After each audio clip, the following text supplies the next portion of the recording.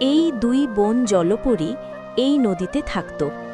একদিন সেখানে এক জাদুকর আসে এবং পিঙ্ক জলপরীকে নিজের জালে ধরে ফেলে। এরপর জাদুকর জলপরীকে নিজের শোতে সার্কাস করতে বাধ্য করত।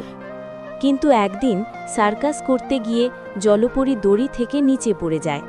তখন জাদুকর নিজের জাদু শক্তি দিয়ে জলপরীকে খুব কষ্ট দেয়।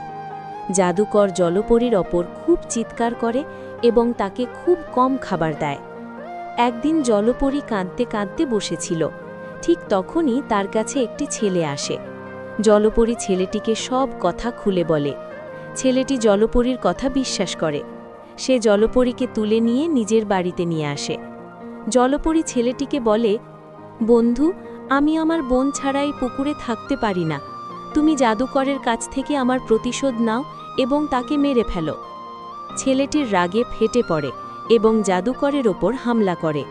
শেষ পর্যন্ত সে জাদুকরকে মেরে ফেলে।